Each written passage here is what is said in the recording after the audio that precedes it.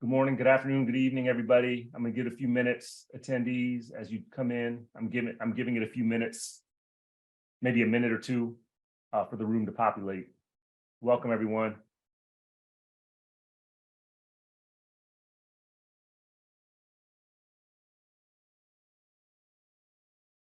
Welcome, everybody. Once the attendee list stabilizes, I'll introduce our event. Thank you, everybody, for coming through.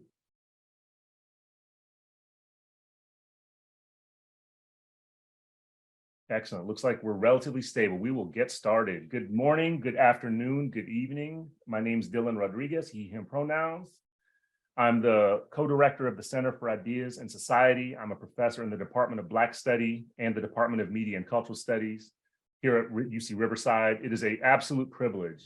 I'm so honored to welcome you to Spirituality and Abolition. I'm grateful to include this event as part of the programming stream I'm curating at the center titled Decolonizing Humanism. This event is being recorded. It will eventually be posted on the YouTube channel for the Center for Ideas Society under the Decolonizing Humanism programming stream channel. So for those who are unfamiliar, although I'm guessing most of you are, many North American universities include boilerplate land acknowledgements in the introduction of campus events. University of California is no exception. I humbly dissent from that practice of land acknowledgement by offering my own small urging and provocation toward activation, mobilization, and collective study and movement against conditions of occupation, anti-Black violence, and coloniality. So I want to open the occasion first by acknowledging Rupert and Jeanette Costo's legacy of reclaiming, protecting, and sustaining Indigenous presence at UC Riverside, including epistemological, archival, and physical forms of Indigenous thought and being. The University of California is a settler colonial institution. It occupies unceded land, unceded ecologies that remain continuously inhabited by original and ongoing human caretakers. Near UC Riverside and on UC Riverside, it would be the Cahuilla, Tongva, Luiseño, and Serrano peoples. This colonial institution continues to be populated by Indigenous, Aboriginal, and First Nations peoples from all over the world, many of whom are among faculty, students, and staff. This institution, UC Riverside, is also blocks away from the site where the Riverside Police Department stole the life of 19-year-old Taisha Miller not long before I started working here. The Riverside County Sheriff's Department, with which the university has a cooperating police relationship, is regionally and nationally notorious for creating cruel and fatal conditions in local jails for people who are awaiting trial and cannot afford bail. It's a shared responsibility to address how the University of California is actively complicit in participating in long and ongoing histories of anti-Black state and state-condoned violence. So with this sense of urgent obligation that I offer these short words in place of the sanctioned so-called land acknowledgement, I'm honored to open this precious occasion by urging all of us to build on Rupert and Jeanette Costo's example by seeking new and old ways to create decolonized, abolitionist, and liberated futures. Welcome, everybody. Thank you to all of the attendees for coming through during a busy time of year. A reminder, please feel free to use the captions function on your Zoom interface if you so desire. And just a heads up, we're having a small lottery to give away full sets of the Abolition Collective publication series to 3 randomly selected attendees today. So yeah, cross your fingers. Again, I want to thank everyone for coming through. With gratitude, I will pass the mic to our MC for today's discussion, Malav Kanuga. Thank you, Dylan, and welcome everyone again to today's webinar. It is my deep honor to be here and to first and foremost thank Catherine Henshaw and Dylan Rodriguez of the Center for Ideas and Society at UC Riverside for their comradely and gracious hosting of today's event, and to also thank the contributors, writers, and presenters today who are constituting a really fabulous panel that will bring us into some of the deep work and thinking that goes into a recent publication that we at Common Notions have the honor of releasing, Spirituality and Abolition. The Common Notions Collective has worked with the Abolition Collective now on 3 different series of publications.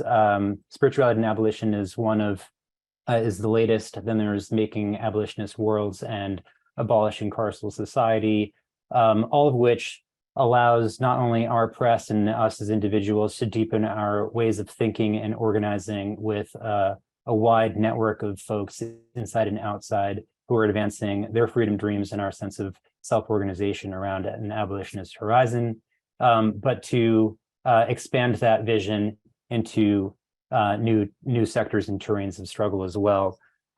So every opportunity to intersect with the folks that constitute this anthology and the wider community of folks around the Abolition Journal Collective project is an opportunity to learn, and that is exactly what we all have in store for us today. So we are not going to do the traditional reading of bios here.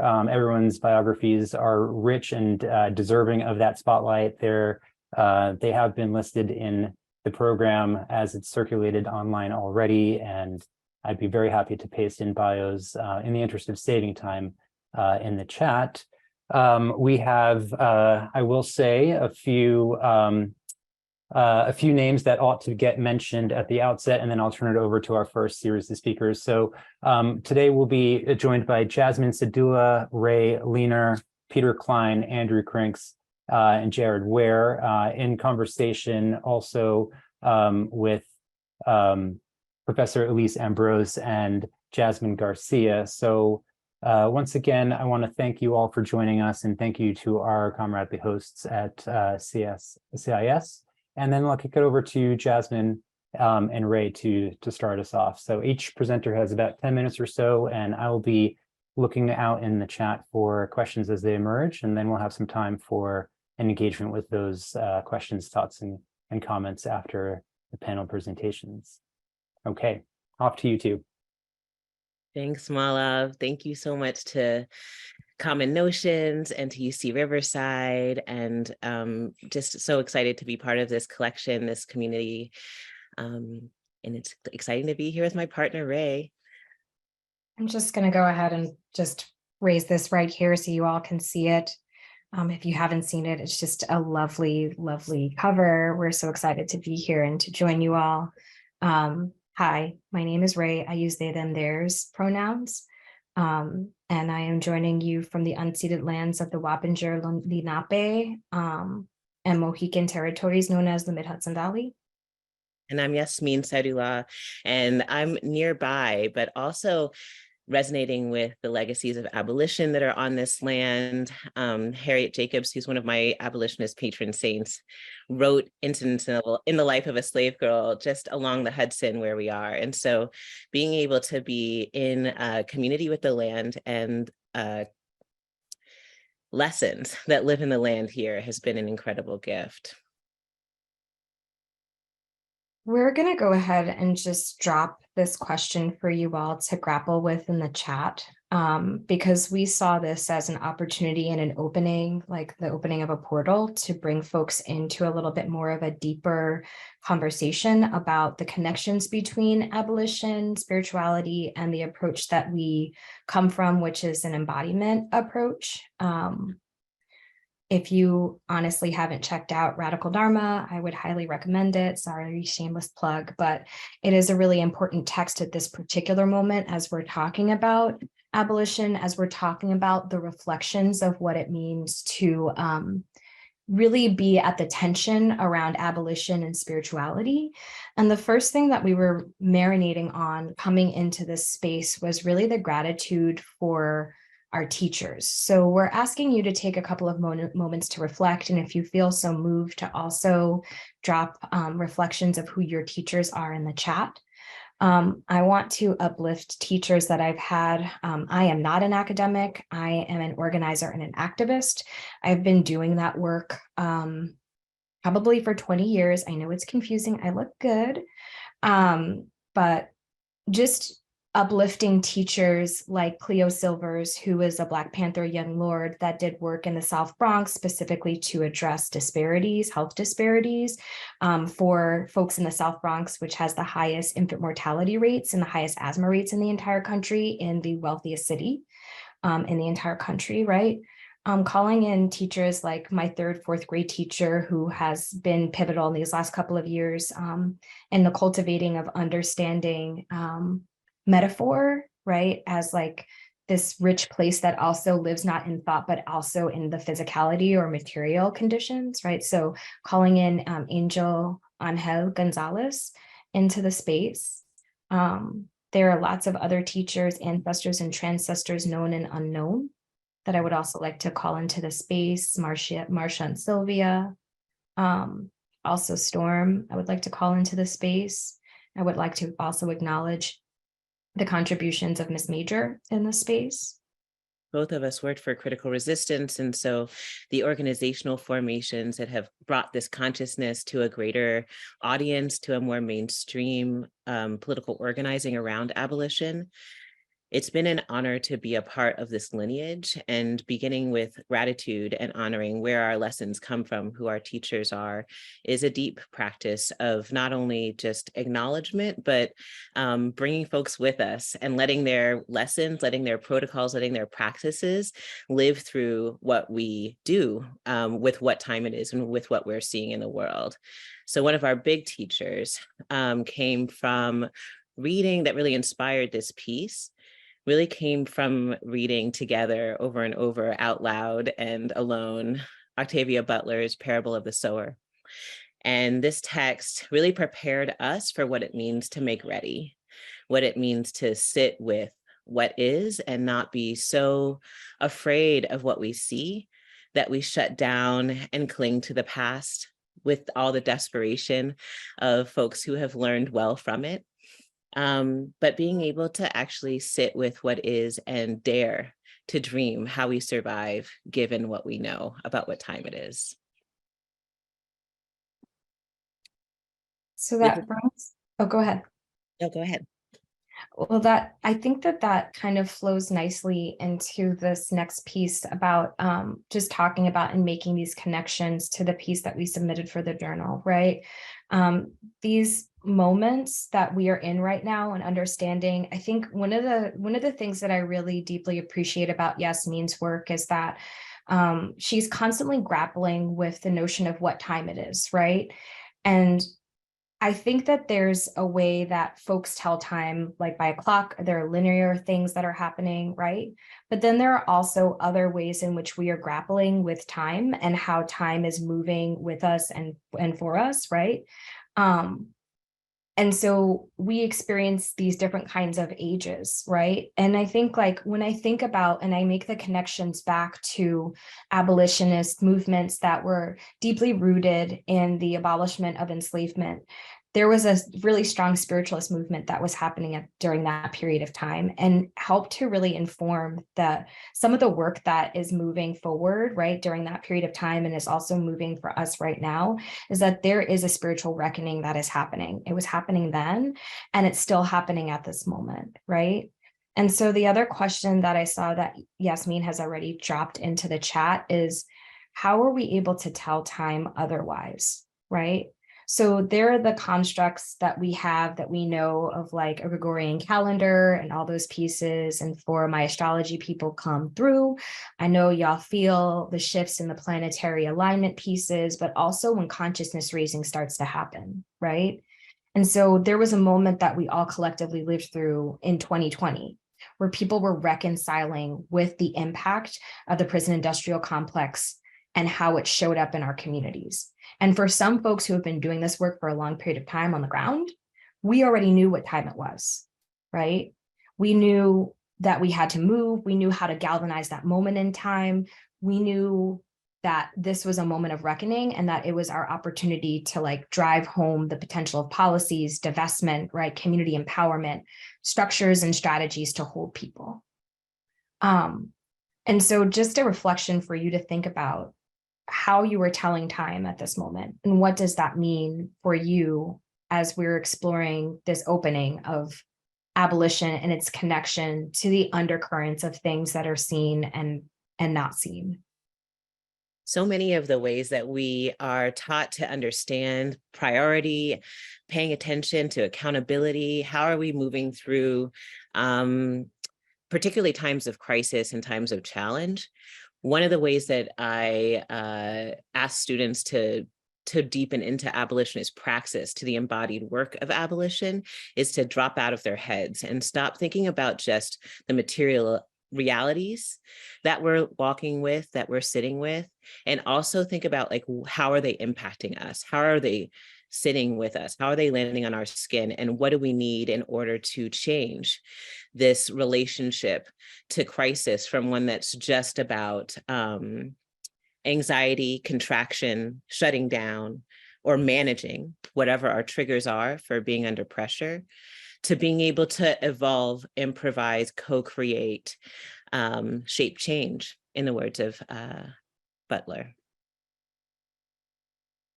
So in that vein of embodiment, as we're like thinking through and contemplating some of these questions, another question that we were grappling with as we did reflection on this body of compiled work is, how are we taking care of ourselves whilst taking care of the work and transforming the world, right?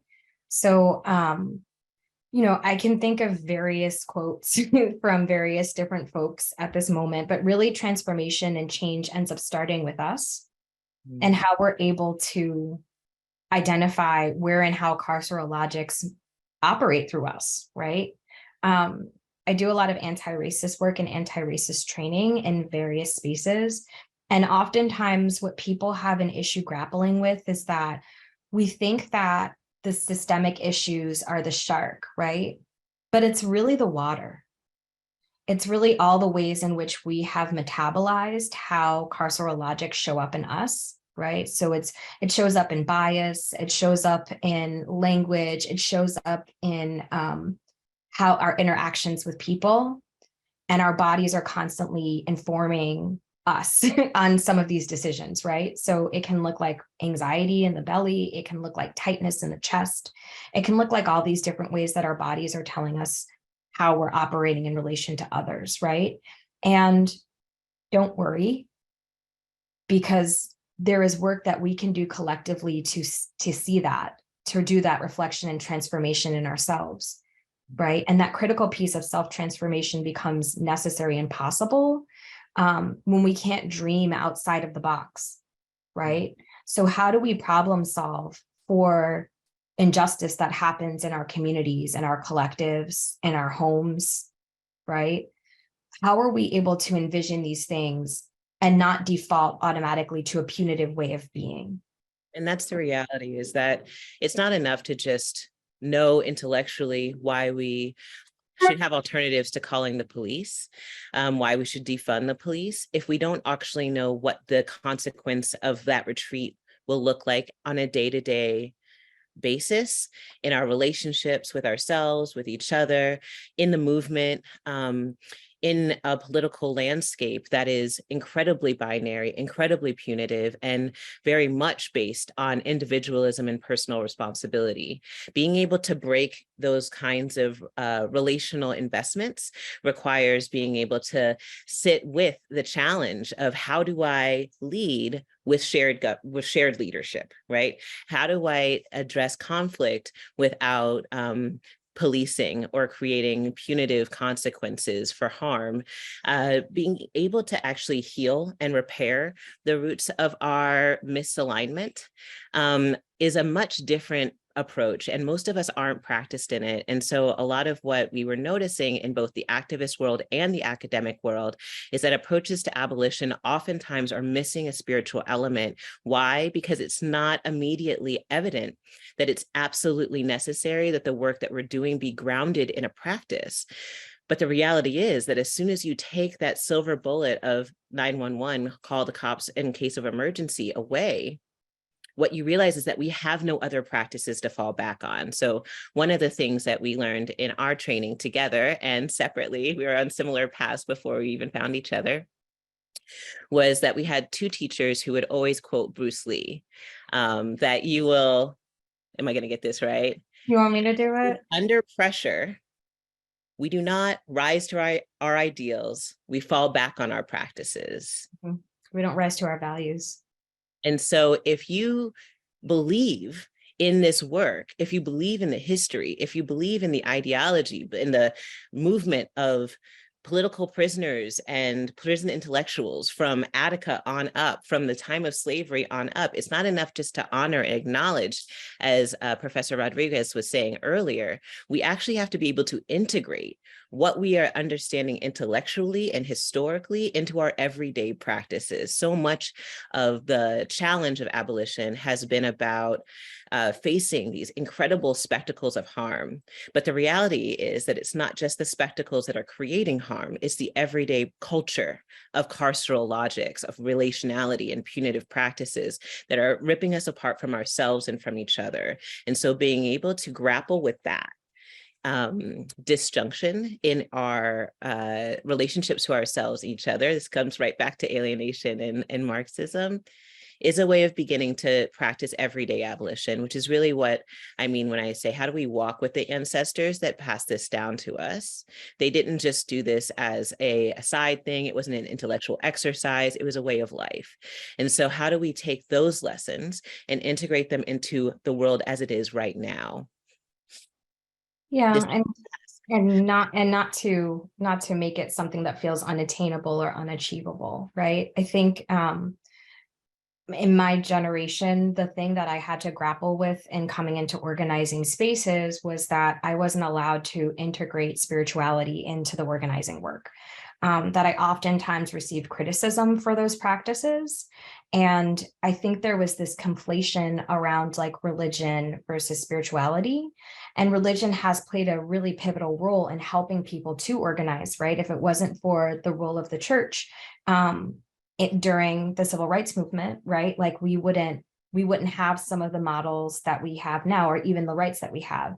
And I have to say, we're in a pretty scary moment where the far right has taken that playbook, right? They've taken that page out of our playbook and they're using it to organize the evangelical church and galvanizing legislation across the country, which is really dehumanizing underneath the name of religion, right? For these practices, right, spirituality, the material conditions that we are grappling with, it's important for us to recognize and honor that there is a component of these material conditions that we will always still need to grapple with, but we also have to tend to and create the space for the kind of spiritual nurturing that is necessary to consistently reground us and connect us into our humanity. Because the reality is that the walls will fall before we're ready, if we're effective in our organizing, and if we're facing a world without prisons and without police, and we don't know how to deal with conflict in our communities, our neighborhoods, families, and world, then we haven't done the work that we have inherited. We haven't finished the work of abolition. And so I know we're at time.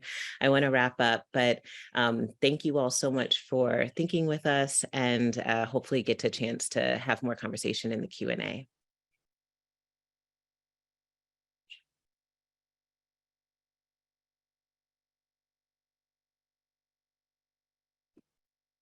Awesome. So thank you so much. I think I'm up next, and appreciate Ray and Yasmin that, and hopefully what I have to say, actually, I think we'll kind of continue on some of the same notes that both of you touched on in that.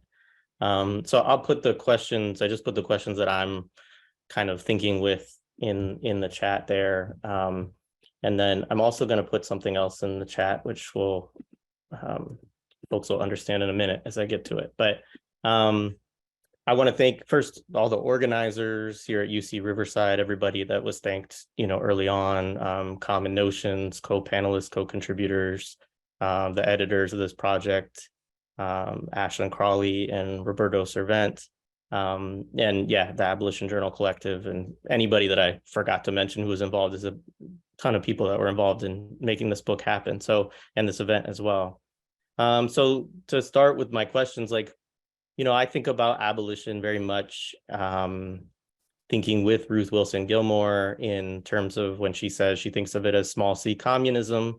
Other times she's talked about it as red, meaning socialist or communist, green, meaning ecologically, sound, and international, right? Red, green, and international. So that's a lens that's primarily materialist, right? And that's kind of how I come to thinking about abolition. And so, folks can know that up front. This specific piece, I was on a journey. So Sundiata Jawanza, who I put in the chat, is actually the person I interview at the end of my piece. And I can say that now because he's he's up for parole, and he's gone public with his identity. And, he invited me to share that with folks here today. So I really do hope that folks support that parole effort.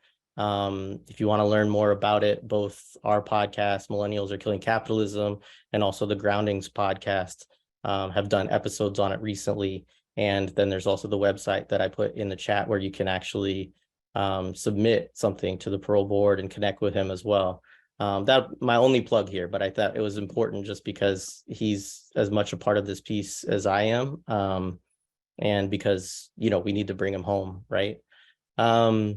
So this journey kind of started in part related to Jailhouse Lawyer Speaks organizing and in thinking through questions of motivation, right? Thinking through questions of like what actually moves people, what actually, getting to that sort of question. And, we wanted to look back at the slavery abolition movement. And I think,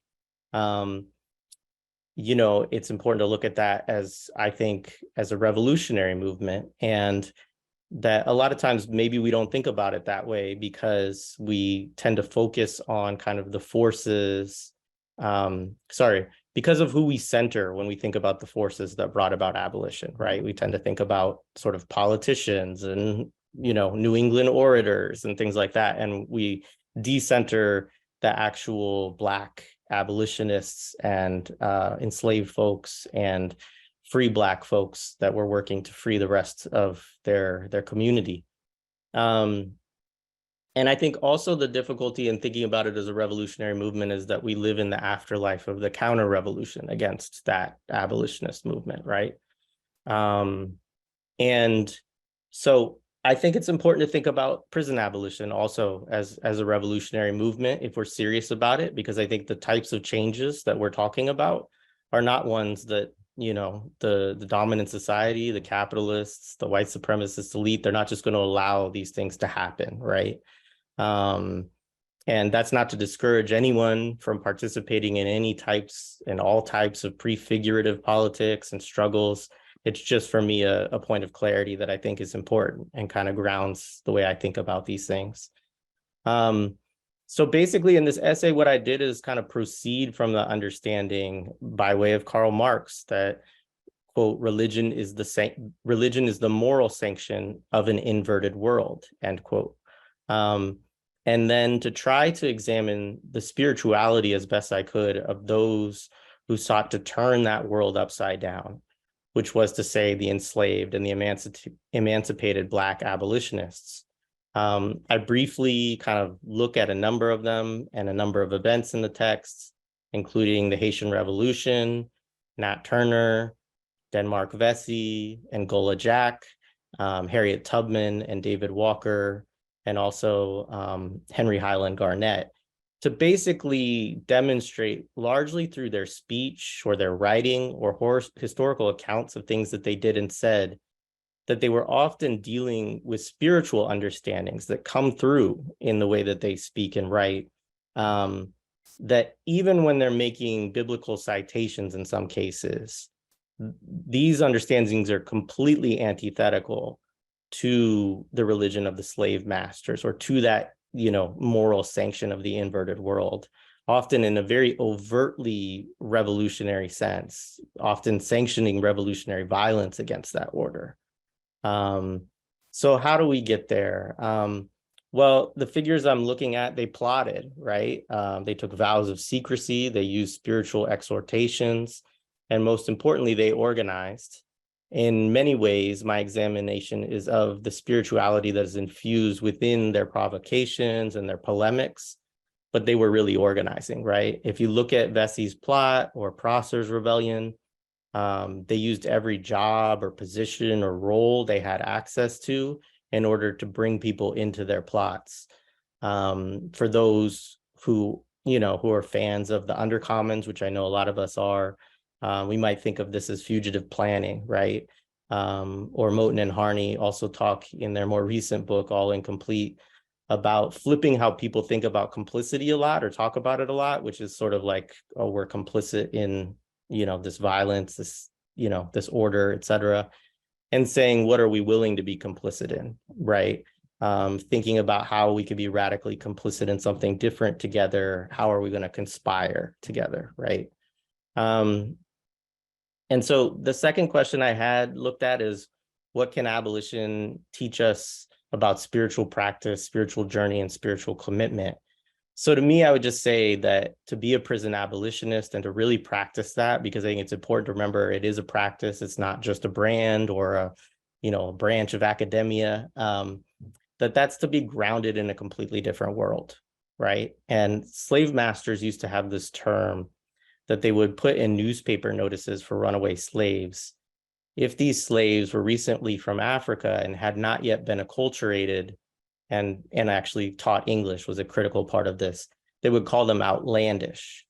And there's a longer lineage of that word, which basically means to be from somewhere else, just to be from somewhere else, to be foreign. But it's important to note that we still use that term these days. And, we wouldn't use it to just describe an immigrant in the 21st century, right? But it is used to describe people whose ideas seem totally outside of the dominant norms of society, right? Anyone who has been a prison abolitionist, I think, for longer than the last couple of years has probably been told some version of that's an outlandish idea.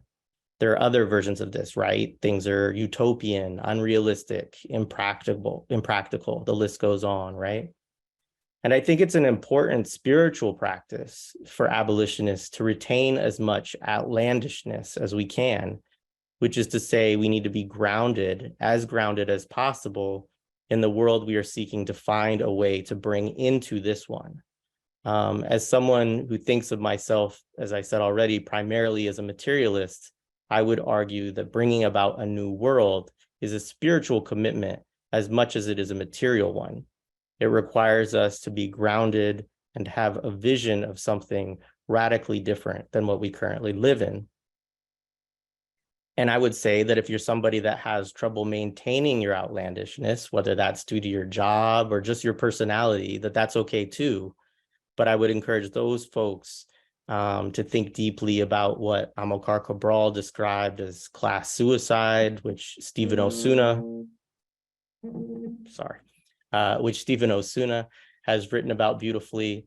I would encourage folks to think about figures like Denmark Vesey and Harriet Tubman, who, while they operated often within spaces of legitimacy, within institutions or more formal networks, maintained a commitment and both spiritual and personal connections with so-called outlandish people and outlandish visions.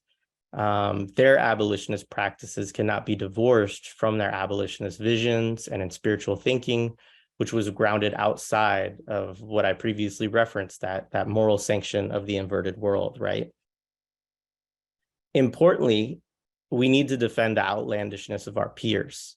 We need to stand up for our siblings and comrades fighting to stop Cop City, as they are called terrorists. We need to defend and avenge Jordan Neely and the Banco Browns of the world, who may or may not be outlandish to us, but are outlandish to the forces who think they can kill them and get away with it. And we need to struggle for the release of all of our political prisoners, folks like Ruchell Magee, Joy Powell, the George Floyd protesters, Joshua Williams, and I would also argue folks like Sundiata Jawanza as well, who became politicized behind the walls, but who organize and fight the system on that side as well. So at the end, I'll just leave with a question for those of us who are materialists, is that sometimes we act as though people themselves are just material. How do we connect with others? How do we speak to others' consciousness? How do we connect with people where they are ideologically? What motivates people, and how do we make sense of or rationalize certain actions they take?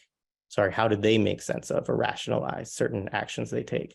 The answers to these questions, of course, are quite complex, but I think to assume that we can answer or deal with all of them while abdicating the realm and influence of the spiritual to the right wing or to prison and police preservationists does not serve abolition and is disconnected from the actual history of abolitionist struggles. Thank you.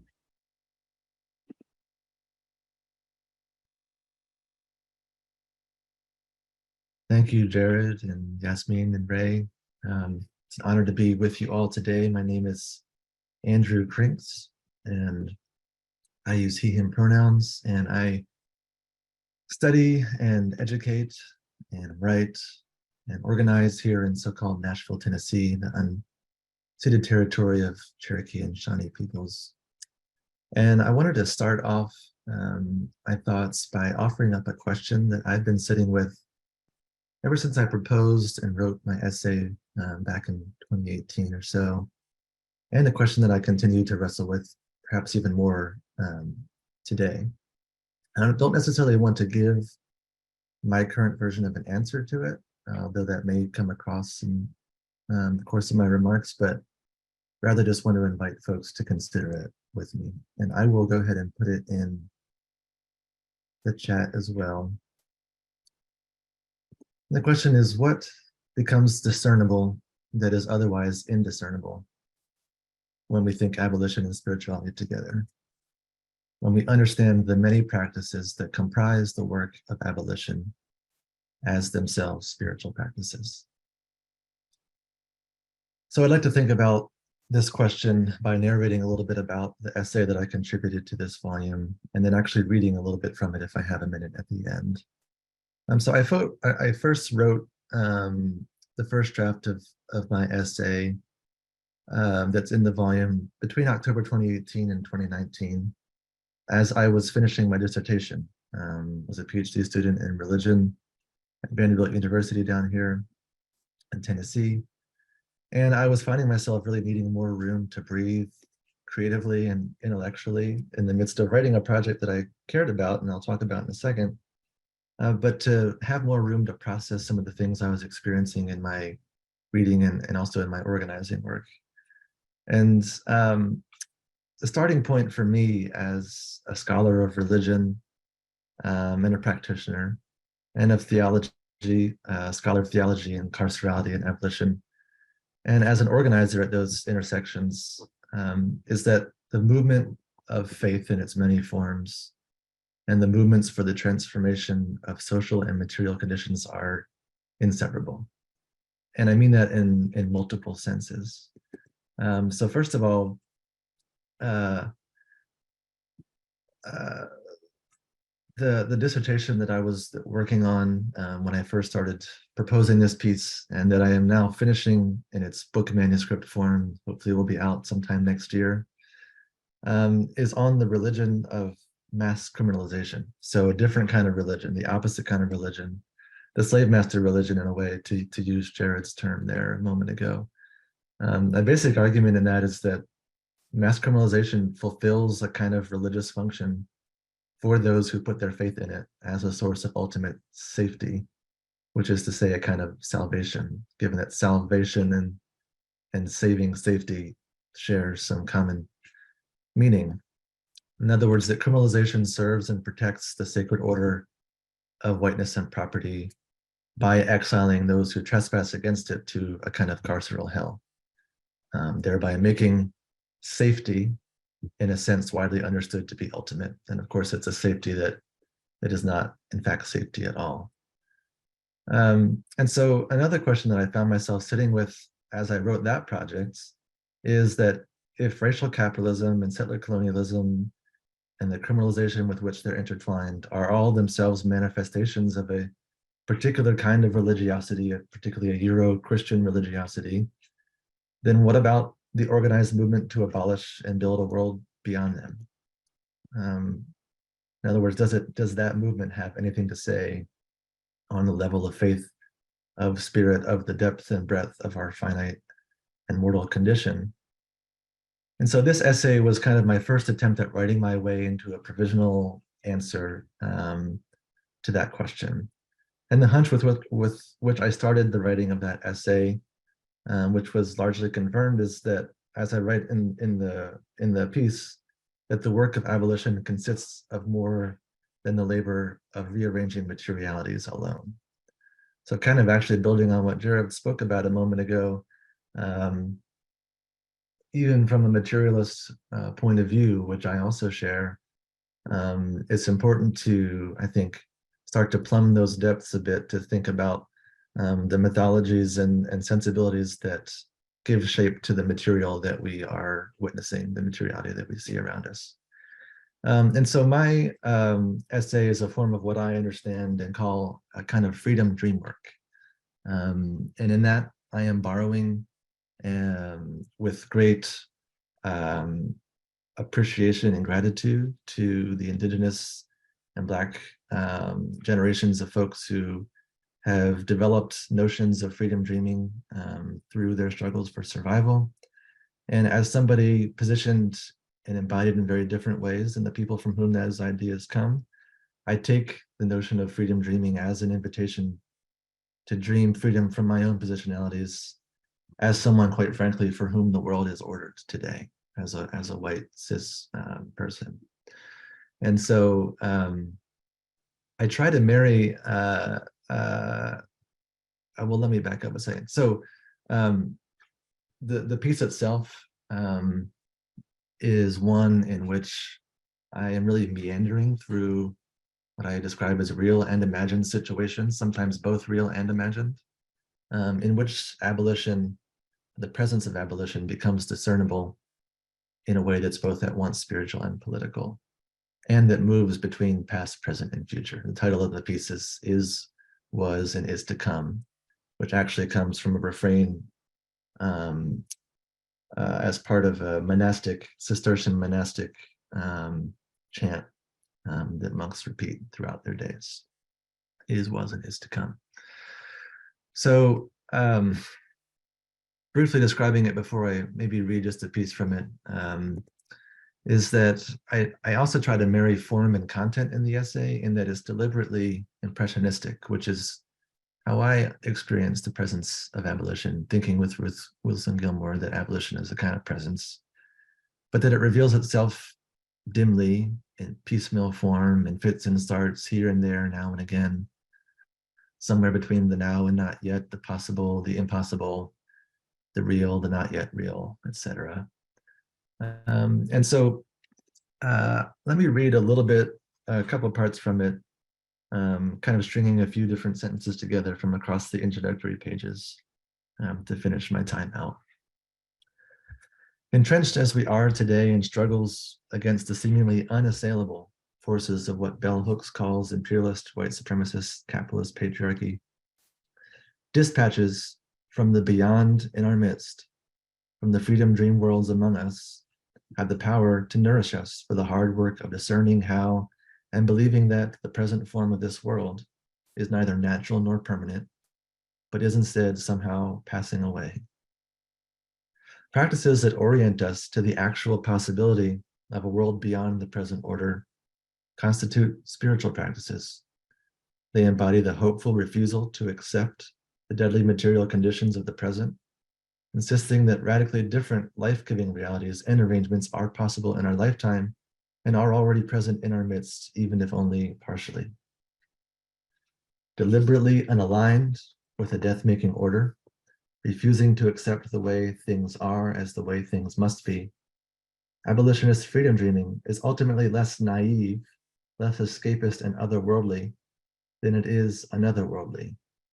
It discerns the present order as a distortion of the natural and sacred order of things, organizes collective transcendence and transformation of that order, and reconfigures what it means to live together by preparing and building, here and now, piece by piece, a new world in the wreckage of the old. And this describes some of what I explore over the course of my piece, which involves a lot of narratives, again, both real and imagined, in my own place here in Tennessee. Through shared rituals of prayer, song, and sacred reading under conditions of death, through vigil, communion, protest, and public grieving in the wake of state violence, through incantations for the earth consuming carceral machinery, through recollection of prison labor and prison rebellion, through imperfect struggles to establish police oversight and redirect funds from cops in cages to public goods, through neighborhood potlucks and fragmented accountability processes, through cursing at cops and shouting at lifeless concrete walls, another world reveals itself, even if only dimly.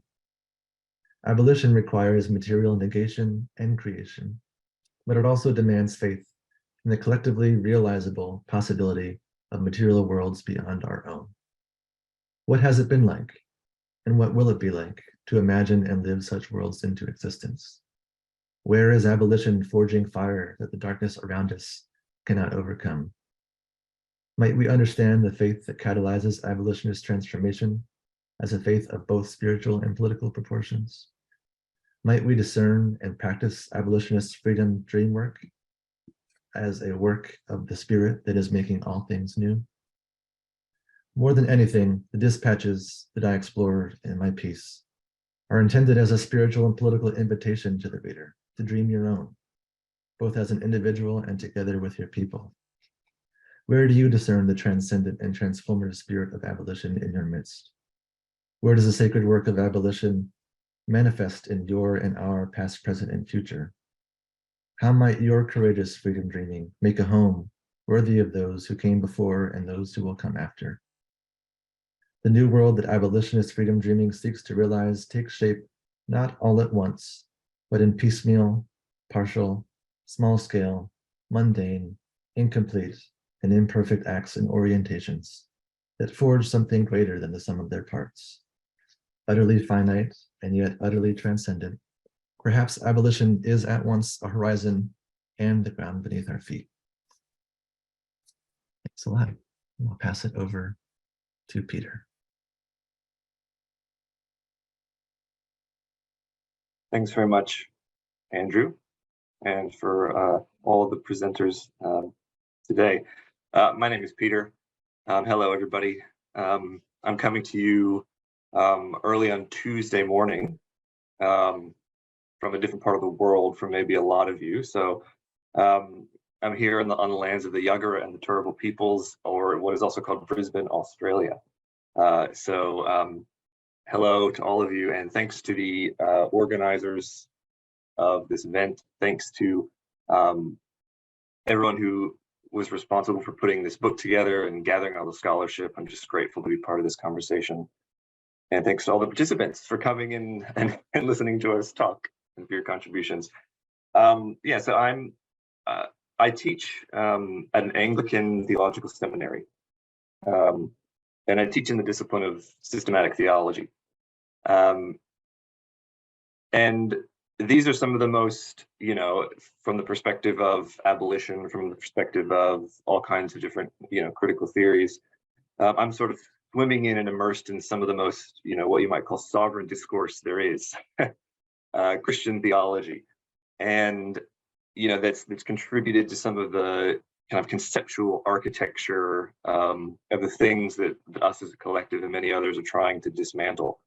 So I view my work as sort of inhabiting that sovereign conceptual architecture and find ways to disturb it and to open it. So the work of this essay was really to kind of bring this question of abolition into that territory, into the territory of systematic theology, into the territory of the philosophy and kind of even the highest levels of abstraction that inhabits. Because that abolition and the question of slavery and its afterlives, it's absolutely about material practices and kind of embodied work.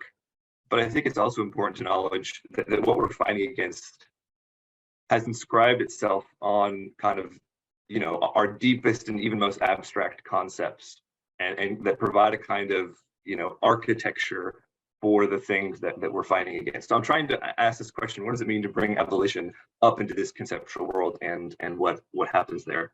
Now, what I do in the essay is part of the area that I work in within this area of theology and also philosophy is one of the areas within theology that provides potentially a perspective of internal critique. So there's various ways in which the theological and philosophical traditions that provide the architecture of anti-Blackness, the architecture of slavery, the architecture, which broadly you could say is Western metaphysics, and the way in which it underwrites a certain vision of the human as normative, that there are sort of traditions that provide an internal critique of that. Within theology, they go by the name of sometimes negative or apophatic theology, which is associated with the tradition of mysticism, where that kind of theological architecture is disturbed from within in various ways. And in philosophy, you could say, you know, the whole traditions of deconstruction in various ways also disturb that conceptuality from within. Now, what I was trying to do in my essay is bring those kind of, you could say, internal critiques into conversation with this question of abolition, and really trying to make the point that those internal critiques, mystical, apophatic, negative theology, deconstruction, I think they're productive in various ways, but I also think they're inadequate. And that there's a way in which you could inhabit and try to put to use those internal critiques that actually doesn't really disturb the foundations of the conceptual architecture of these systems, but just says, actually defends against more kind of searching critiques. So you could say, you know, oh, well, theology already has the resources to critique itself. Philosophy already has the resources to critique itself. We can already deconstruct the concept of man. We can deconstruct the concept of whatever. We can unsay the way in which theology has contributed problematically to various kinds of oppressions and violences. And so we don't really, you know, all these other voices coming in, yeah, maybe they're helpful, but really we kind of own our own critique. So I'm trying to think against that move to say that the internal critiques of the Christian tradition are insufficient, and that when you're asking this question of abolition, you really need to actually step outside of these traditions and allow a kind of radical external critique that can maybe be brought in and work with the internal critiques, but you need something else. So that's what I try to do in this essay. And in a way, you know, there is a whole tradition of course, Black theology, and I think with various Black theologians in this essay. But then the centerpiece of the essay really is a kind of thinking with Fred Moten and his kind of category, the mysticism of the flesh, as a way to further critique some of these fundamental foundations of theology. So I take Moten's, you know, the subtitle of his trilogy, Consent Not to Be One, consent not to be a properly individuated subject, but rather to move past the individuation of the subject and kind of join the collectivity of what he calls flesh as a kind of mystic move. I think with that central thing as a way to bring that into these other theological, philosophical discourses and more adequately break them open and critique them. And I take Moten's phrase, consent not to be one. It's a kind of apophatic slogan, right? It's a negation. It's not offering some sort of positive reconstruction of the idea of the human or a positive reconstruction of the idea of the self or the subject. It's an unsaying. It's a negative. It's a consent not to be one, and a sort of emptying out of the subject, which of course Moten ties to subjection, into the sort of mysticism of the flesh, which he then ties to the mysticism of the earth. So that's kind of the central move that I make, and really it's the movement of the essay is really raising this question, and I don't really offer any sort of ultimately positive or reconstructions. I simply stage this question that theology and philosophy need to be, this question of abolition needs to be brought up into them, and that the work that happens there is an ongoing work. And I take and this category of flesh, right? This is a really important category that I work with in this essay, that flesh.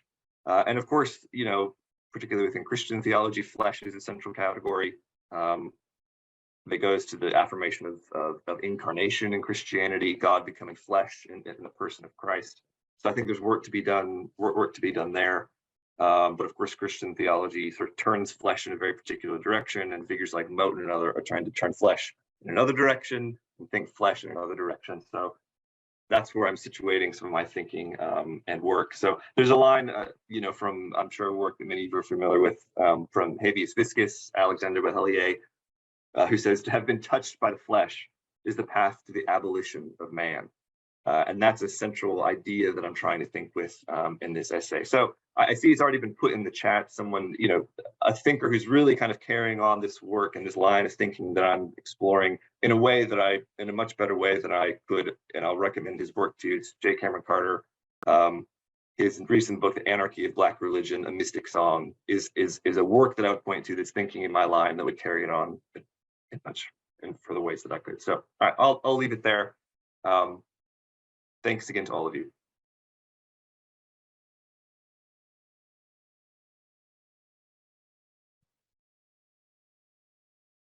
Well, I want to thank Yasmin and Ray, Jared, Andrew, and Peter for really, really wonderful comments. Gives us a lot to think with. Also very happy to invite Elise Ambrose and Yasmin Garcia to jump in here and respond and sift through some of the rich material that's already on the table. I'll be dropping Elise and Yasmin's bios in the chat as well. Yasmin, take it away.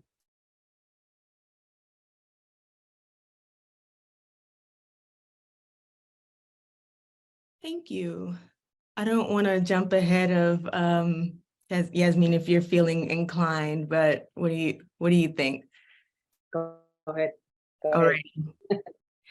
Well, thank you to everybody who has shared something into this space, whether by way of presentation or on the chat. In any event, co-creating this space of thinking abolition and even feeling into abolition.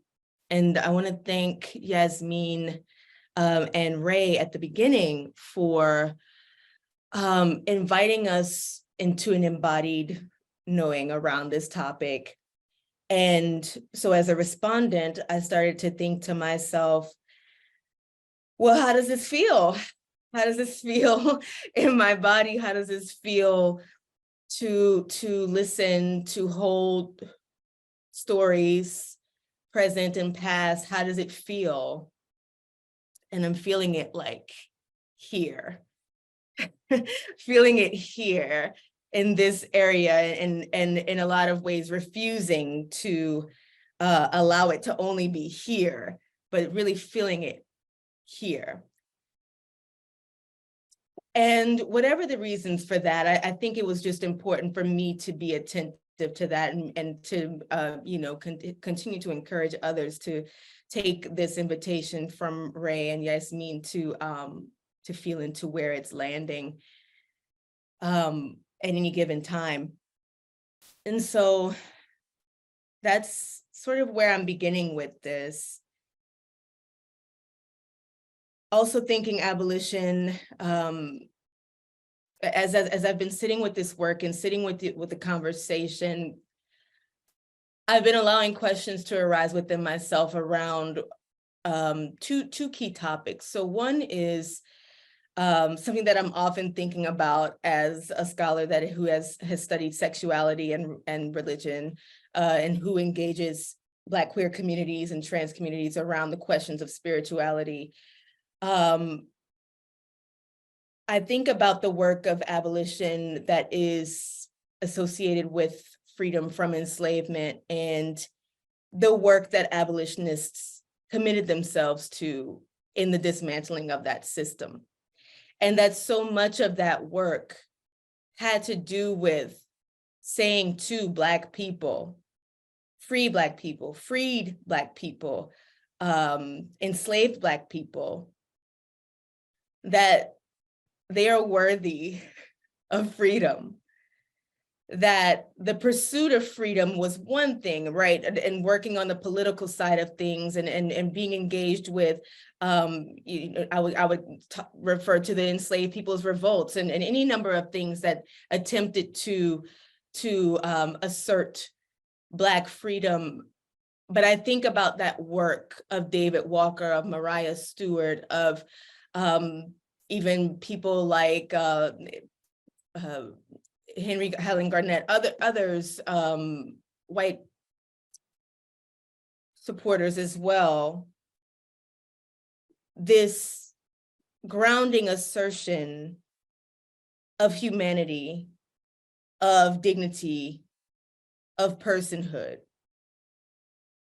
And I'm appreciative for this work, this book called Spirituality and Abolition, as well as the invitation that it offers to think about what does it mean to see oneself as an integrated self, as not just a body committed to enacting the aims of carceral logics, the way that enslaved people's bodies were made to, but what does it mean to see oneself as an integrated self?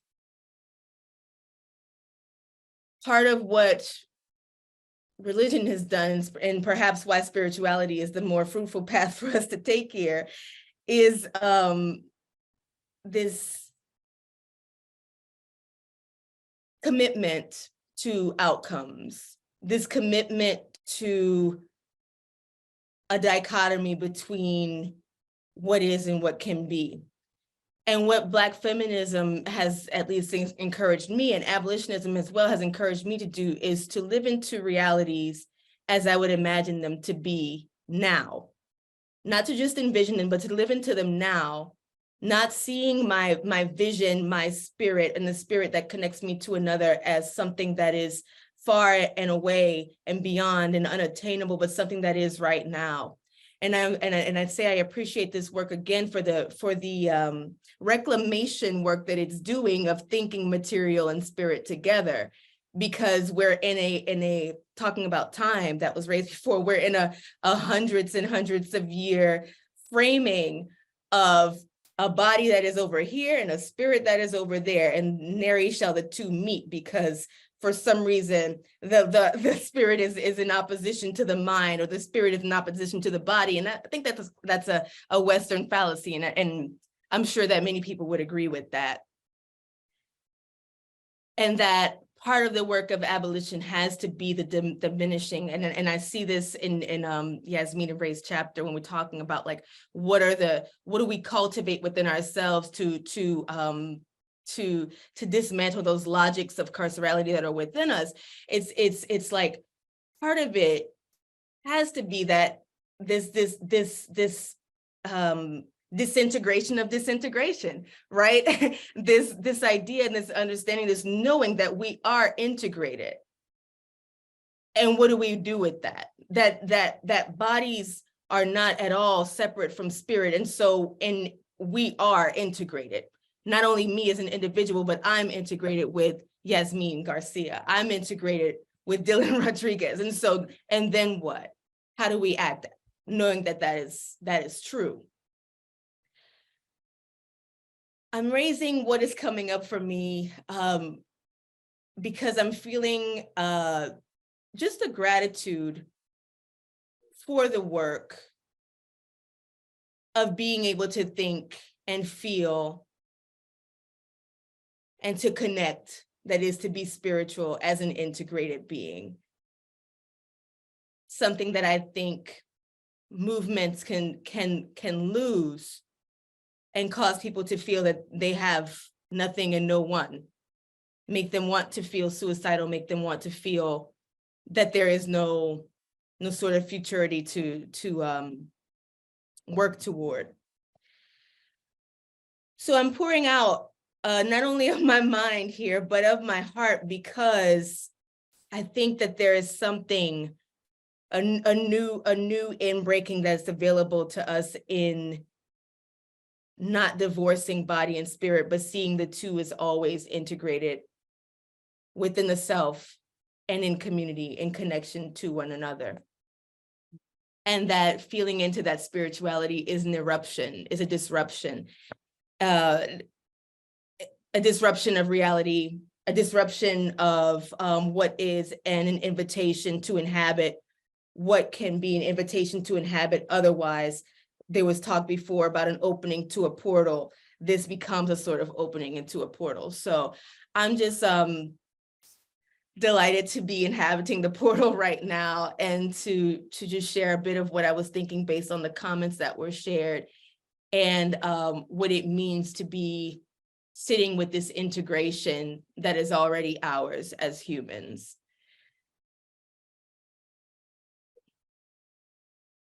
Thank you so much for that. I really feel it in my heart as you're talking and as everybody's talking as well. And specifically at this moment right now, I read the book, and something that really stood out to me and that I appreciate so much is the pain and suffering and the pleasure and joy, right? And going through that with each other, right? And I as a grad student right now, I'm learning a lot of myself. I'm in a space where I can create and explore and experiment and think things through on my own with my own body and as well as with others. And as I'm sitting, with myself and the people that I love very closely, things happen. And for instance, I'll give you an example, a heartbreak. So if a heartbreak, when a heartbreak happens, usually I remember the way that I would respond, the old ways that I would respond to a heartbreak. And I chose today, now, at this moment, that I'm not responding like that anymore. This is an opportunity for me to respond and think alternatively. So I welcome that a lot in my work, and I share a lot in my writing, the things that I reminisce, the thoughts that are constantly going in my head, that I'm constantly thinking, that framed a lot of myself, and writing out my learning journey, and then talking with people every single day about it, and receiving, that connection with others, like I am doing that today. And for me, that it's been very helpful because I learned the alternatives. And when I'm in organizing spaces, that is also an opportunity for me to do it with others that are willing to do it with me, right? And I'll share an article that I just came across.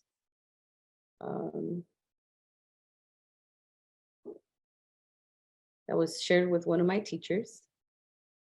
And it's titled "Movement and Leaders Have Seasons. It's important to know which one you are in." I appreciate this article very much because I love organizing.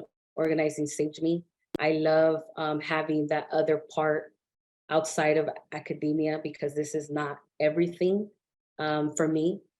And organizing has created, for me, has created different ways that I can continue living and learning different ways for me to learn new things, right? With folks that are also in that same position. And, I had to take a pause because it felt like I was like a workaholic. I just had to, I knew I was getting somewhere and just kept doing it. And I stopped. I said, this is where I need to reflect. And I know that in the book, we talk a lot about reflection and how reflection is important. So I do have a language journal where I capture all of those thoughts, right? And I reread them to myself, and so that I can see my patterns. So I can see, what is it that I continue to go back to? Why do I continue to think this way? So a lot of my work is around that, and I practice with those that I love, very, very close to my heart, including my son, my relationship with my son. And it's beautiful work. It's to me, sitting with the feeling and just going through the emotion is something new, but it is something definitely that I'm falling in love with, right? Taking a moment to process, to think, and to respond when you want to or not respond, right? So I really just felt all of this right now as the conversation is developing, and I appreciate very much.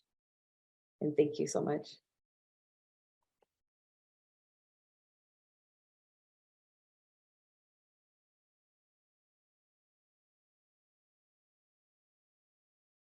Yasmin and Elle, thank you. It's really beautiful work and offerings to us all. I am sure that everyone here wants to talk to each other and pick up on what each of you have offered. There is plenty of time and space in the Q&A for participants to throw in their questions as well. Maybe just to give everyone a moment to think through what they might like to pose as questions. I just want to acknowledge that a couple questions did come over the chat earlier.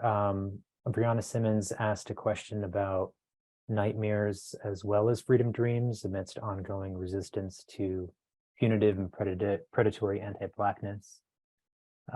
Frank Scottfield Sanchez asks a question about dignity in relation to spiritual and collective life, and offered an example for us to think through of the Zapatistas' concept of dignity and dignified rebellion. So feel free to pick up those thoughts and so much else that's here amongst us all. And yes, for those of us who are still formulating your questions, fire away, please.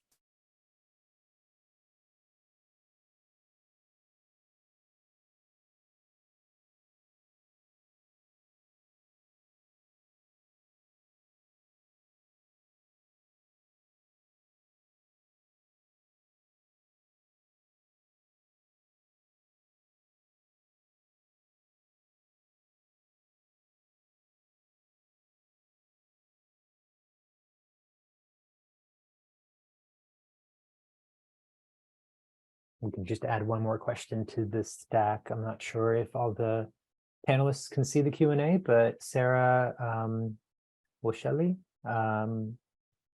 asks, can any of the organizers speak to the intersections of abolition, transformative justice, and spirituality when navigating conflict within movement spaces?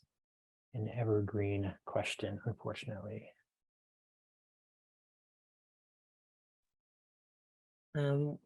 This might be an opportunity just to share a little bit about how I try to teach this I'm a professor in the Africana Studies Department program at Vassar College. And transformative justice becomes kind of a method and a pedagogy in my class, particularly the one that deals with gender violence.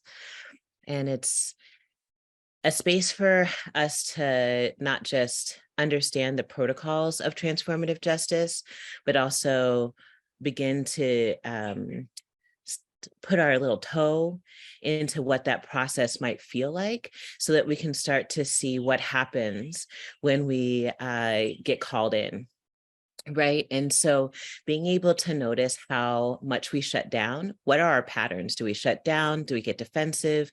Do we go to a place of self-righteous justification? That's definitely mine, because I come from a fundamentalist background, Black church. And so being able to kind of know what your reactive tendencies are begins to get us into integrity. And as you were saying, Professor Ambrose, like, being able to have an integrated response to the experience, so that you're not just intellectualizing and you're not just ego defending, but you're actually aware enough of your patterns that you can course correct in the moment, right? So one of the things that I try to share with them is that abolitionist praxis and liberation work in this context is a combination, an integrated combination of academic study, street wisdom, and honoring the poverty scholarship from kind of everyday prophets from the margins, and somatic witness and accountability. And most of us in the academy are not used to paying attention to our physiological somatic responses to being told we're wrong or being told we've hurt someone. And so we could call it spirituality, but I also just call it a practice in being a better human being. It's like home training to be really aware of what has happened to us somatically over time, when the only way we are rewarded and punished with relationship to knowledge is when we get things right. Right? So we're not rewarded when we get things wrong. We're punished when we make mistakes. The sense of failure and shame make it really hard to try again and again. But that's the reality of liturgy, of practice, of ritual, is to be able to return to that space of not knowing, of uncertainty, of that throat chakra getting closed up, as Ambrose was drawing our attention to, and see what happens when you can do it again now with intention, now with a little training, with a little bit more information, with a little bit more historical context. So for me, it's really not about a spiritual practice and an intellectual endeavor and an activist goal or project, but it's about all of them co-creating each other, so that we can understand that the only way to break out of a punitive reaction to not knowing is by practicing not knowing and by seeing what happens when we try and we get it wrong and we need to try again and get called in by people who are oftentimes not our same rank or our teachers, but a lot of times the people that we injure are those that are dependent on us for their survival. And so being able to have that kind of humility, particularly in spaces of asymmetries of power, is a spiritual practice that's not about like devotion to the divine, but honoring the interconnection of our relations. I'd also like to add here that to the question that in most transformative or restorative justice practices that I've either witnessed or been a part of, that the whole process is ritual in and of itself. And so people oftentimes in these spaces, number one, build altars to be able to hold intention whilst folks are moving through conflict. That there are strategies and bodies to hold and purge negative energy, that folks come back again and again to access, I guess, what would be considered like an ancient technology, which is like using circles and having circle-based conversations to help root and reground people into the process. And that restorative justice practitioners hold the process for as long as it needs to be held. Right. So in our current punitive system, it's like you have a jury with people who are supposed to be your peers. They oftentimes are not, right? Because I think our peers would have better understanding of what the context is when we are dealing with going through a system that already sets us up to fail, right? And this piece that oftentimes gets overlooked, which is that it takes time to work through conflict. It takes time to figure out if it's possible to have repair and what does that look like, right?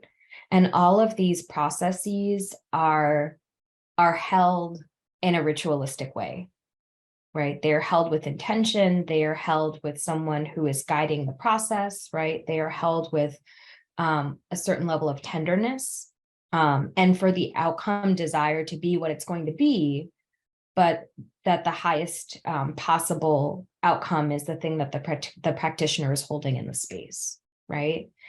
And that, real talk, multiple people have said this throughout the call, and I'm just going to echo it again here, that we actually aren't good at being in conflict. We are not good at generative conflict. We are not, I think the last conflict lesson that I got was in kindergarten, and it was like, do unto others as you would want done unto you. And that was like that on that, right? Besides that, then it was like, we're going to now bring in the police, right? Into the classroom, right? And I have to say, like, even in kindergarten, when I was required to do the Pledge of Allegiance, I definitely did not, because something about it didn't resonate for me, right? So, we actually do not do a good job of doing the kind of social emotional work necessary in our society to hold some of these pieces. And this actually goes to the comment that was written about the concept of dignity as it relates to abolition and spirituality. And I was in a retreat space this weekend where we were talking about Maslow's hierarchy of needs, right? Which has expanded way further than the training that I received because I am a grad school dropout. And it pushed up against these like a very specific cultural context of how people are considered when they're seen as validated versus an indigenous way of being, right? Which was like holding that all beings come in complete and whole and sacred, and that all beings come in with knowledge that they can teach, right? That children hold this innate piece in our society, and that underneath the current capitalist context, everybody's trying to prove themselves to be a person who is worthy, right? Somebody who is seen as having value, right? Versus indigenous ways of being where everybody already has value, right? And so like there's this piece that I guess I'm trying to reckon around, like understanding just these pieces around like the Zapatista movement, where people are grappling with the impact of colonization whilst also still holding on to indigenous ways of being. And those two things are colliding at this moment, right? At that moment, which is the birth and the need for the Zapatista movement to start with, right? And so like, just like thinking about how we default oftentimes again to these carceral ways of being, which is like, not all human beings are seen as valuable. Not all human beings are seen in their humanity, that we have to earn these ways of being, versus like indigenous ways of being, where every person is coming in, bringing in knowledge, right? And that we don't allow people to be who they are. We take away that choice from them, right? So it's like, these are the things that are kind of resonating for me in the question, and then also the comment that was left in the chat.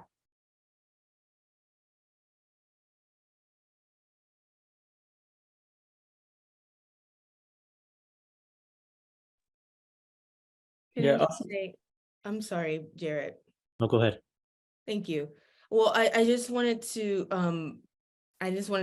like pick up on that point, reiterate that point about like that idea or concept of proving one's value, and sort of where my assertion around dignity came in the first place, but also just reflecting that so much of abolition, at least in the public sphere, abolitionism in the public sphere has been trying to convince people that incarcerated people are valuable, and that even in the first or in the movement for abolition against enslavement, that such a significant part of that movement as well was this concept of moral reform, whereby Black people also had to prove themselves worthy of being free, worthy of the responsibility of citizenship, worthy of the responsibility of governing their own lives, when they had already been diminished to the point of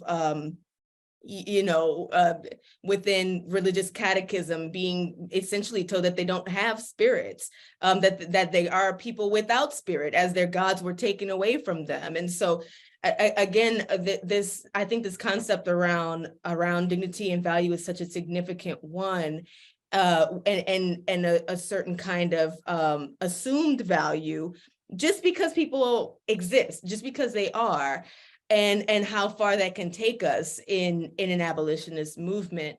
I'm raising this because I'm thinking about this idea within, at least within religious studies, it's sometimes called, or in theology, it's called theological anthropology. But the question at the center of it is really, who are humans? And who do we believe them to be? So some traditions may situate humans as inherently sinful, so they need to be punished and they need to be shamed, and this is the way that you reform them. And I wonder, and I'm grateful to be thinking around new conceptions of who humans are, even in these nervous system responses and all of those sorts of the things that make us human. Who are humans to be liberated? Who are humans free from carceral logics? How do we conceive of humans as worthy, and conceive of ourselves as worthy of being free from carceral logics? It's maybe sort of what I've landed at with what we're talking about here.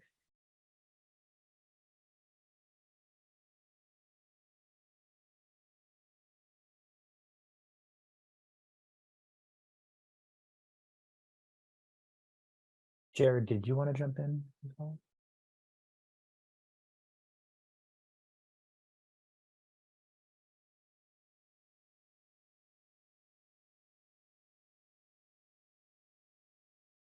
Well, a handful of other things came into the chat. Just want to acknowledge Janine Jones is sharing some wisdom from Albert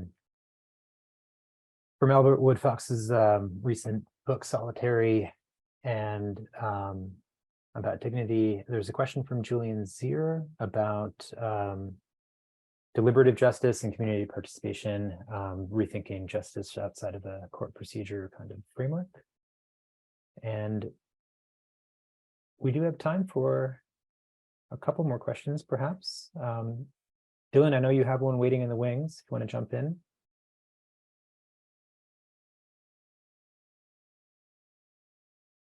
Is it cool if I raise mine too, in addition to the ones that have been brought up in chat? I hate doing that though, because I don't want to preempt the stuff in chat. So I'll ask mine, but y'all don't have to answer it.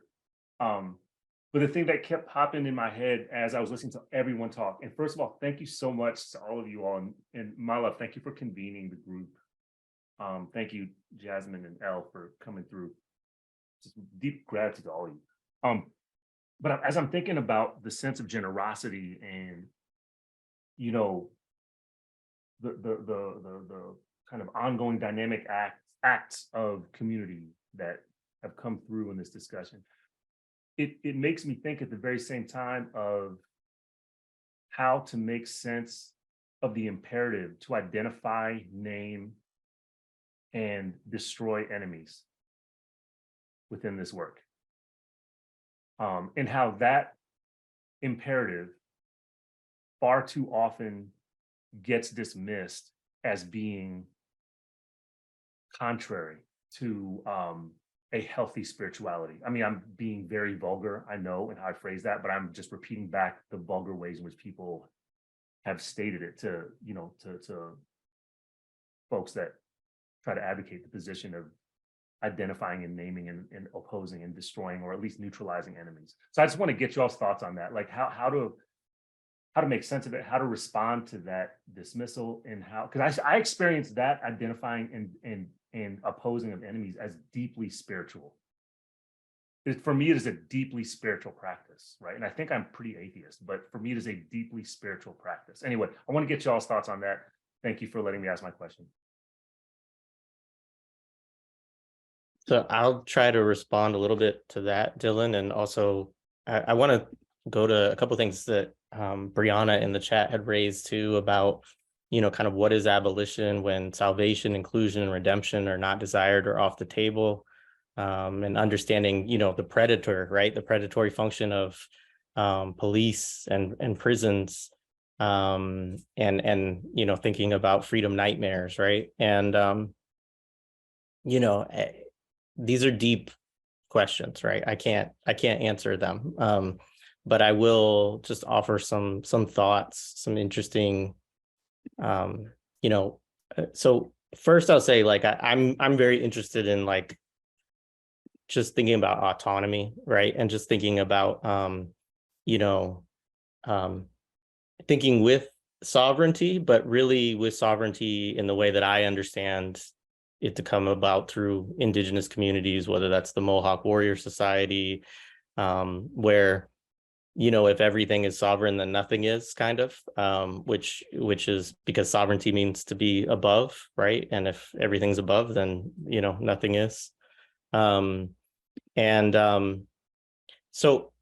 that, in part with the autonomous question, right? Like, it's just sort of like, who gives a, you know, like, fuck being a subject, right? Like, you know, like, I understand, relate to, and you know, thinking with, like, everybody who wants to refuse the discussion of refusal too, and dignity. Like, I think those are really important things to think with, especially when so much of what gets offered is incorporation into sort of violent and counterinsurgent practices, to think about also the work that you bring up, Dylan. And I think that to discuss a little bit about enemies, like it's very interesting to read this through the figures that I looked at in my piece. I mean, you know, Boukman at the start of the Haitian Revolution was reported to have said, "The God of white man inspires him with crime, but our God calls upon us to do good works. Our God who is good orders us to revenge our wrongs," right? So that's one. Denmark Vesey was known, this is via the work of William Freeling, for quoting passages, this is a quote, quoting passages which authorized slaves to massacre their masters. Joshua 4 verse 21 was a favorite citation, and they utterly destroyed all that was in the city, both man and woman, young and old, ox and sheep and ass, with the edge of the sword, right? And so like, I just think it's really important to sit with like that level of like, you know, I mean, people would call it Fanonian or like, you know, but this is like folks who are reading biblical passages, working with multiple modes of religion and spirituality, and really thinking clearly of like, hey, if we need to use the Old Testament for this, like, let's go ahead, right? We're righteous in what we're doing here. And the other side of it too, back to the question of sort of integration, you know, like I'm by no means an expert on African religions, and I read some studies, you know, in preparing this piece. And I think one of the things that I found interesting was that particularly in the period we're talking about, that like the idea of a secular world was just totally like nonsensical, basically, to African enslaved people. Like that was an imposition totally. And so that the idea of you know, to think with what Elise said, like that spirit and body would be separate things, or that the spiritual world was somehow a different place than where people were physically residing in, is just not, it just didn't have any quarter in those systems of belief at that time. Now I realize there's a lot of them, right? So I'm painting with a broad brush, but this is what the sort of researchers would say. And the other thing is like thinking about David Walker and Henry Highland Garnett. I mean, Garnett like flipped the obligations. And so he was a fugitive slave who was a minister in the North. And he said the obligations of the enslaved are to their ancestors as well as to future generations for the overthrow of the system of slavery. And he basically said, if you rebel against the system, you're welcomed into heaven. And if you don't, then you won't be. Right. And so it's like, it's very, you know, I think just taking some spiritual sort of, I don't know the word, resolve or something, right, from the clarity that folks had on those questions in that time frame. And not to say that everybody was the same, right, but that there was a big tradition of people that were just very clear on sort of their politics were in command, you know, and their goals and objectives were clear, and they were just, you know, it wasn't a question for them of sort of a moral question, I guess, around that, you know, I think, Dylan.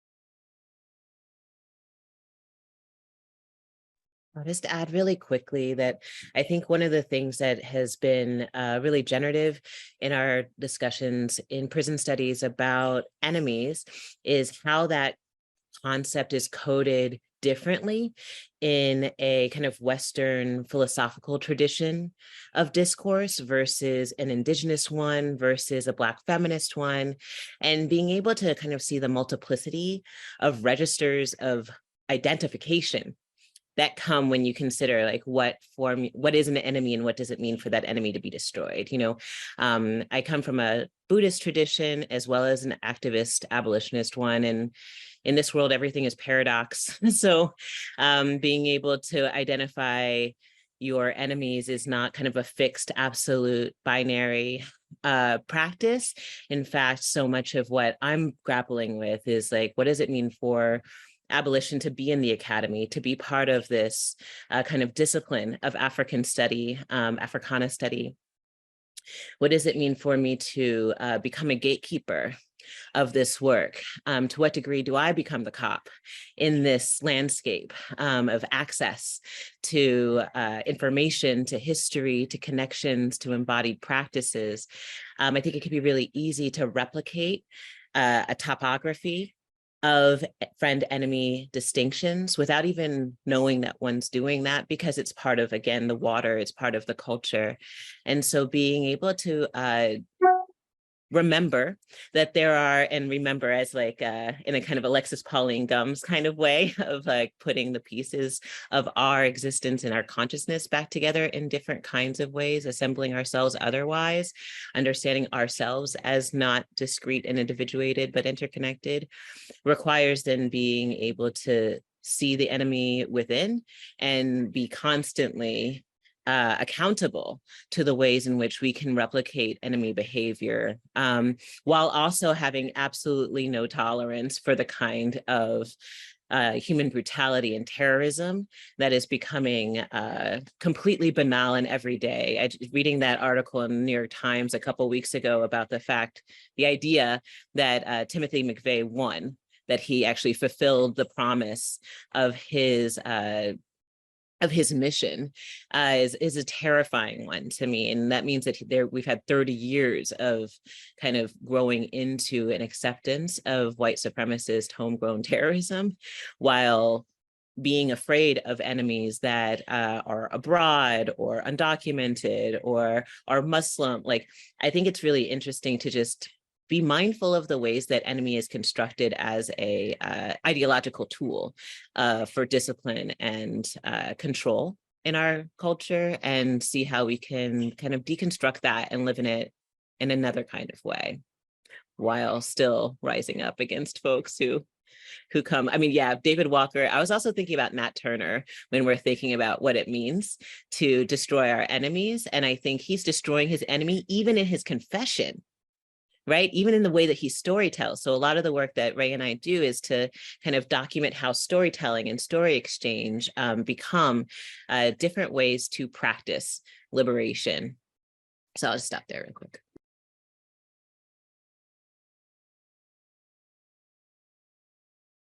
Yasmin, maybe to pick up on a question you posed us all at the very top, how are we telling time otherwise? I think, but do not know that we are out of time in our convening at the moment. But of course, we have a lot of really important questions that are still kind of lingering and will carry forward. Just so in the interest of a good closing to this, maybe I can invite the other panelists and respondents, if you would so choose and like, to share a concluding thought or reflection. Not obliging you to do so, but you're certainly invited. And then we'll pass it back to Dylan if you care to say anything about upcoming events at the Center for Ideas and Society, or anything else that folks should know about before we part ways. And let me just take one more opportunity to thank the Center for Ideas and Society for hosting us, and a special shout out also to Sean Crowley and Roberto Savant, the editors of this beautiful anthology, who were the real dream workers and conveners of this conversation here. So we appreciate you. And yeah, anyone else who'd like to share a kind of closing thought?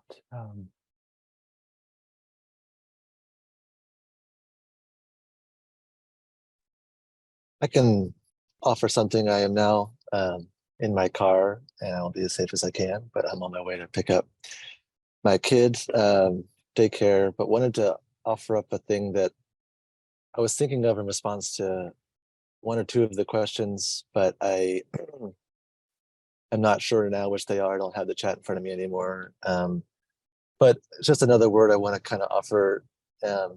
Also picking up on what I talked about before, is in terms of abolition as its own kind of set of spiritual practices. And that is, there's a notion amongst some anthropologists of religion of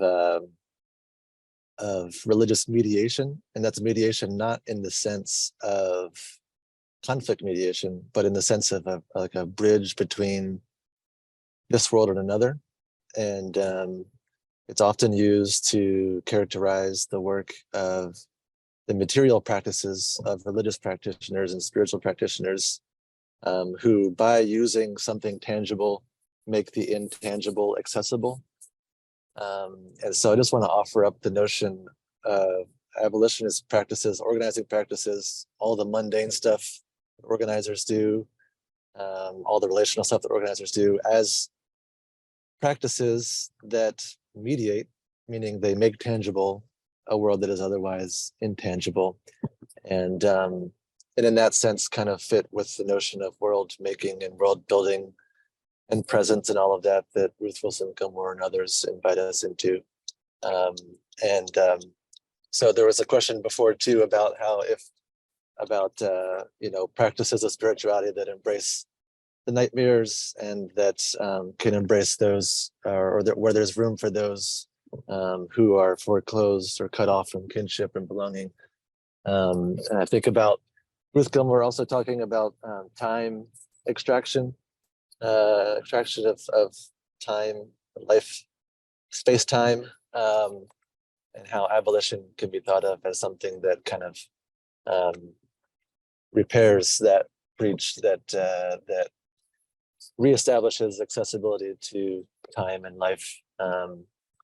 Yeah, I will leave it at that. Thanks, everybody. Sorry to be coming in this way at the end of the call, but appreciate the flexibility and the conversation. Very rich. Appreciate you all.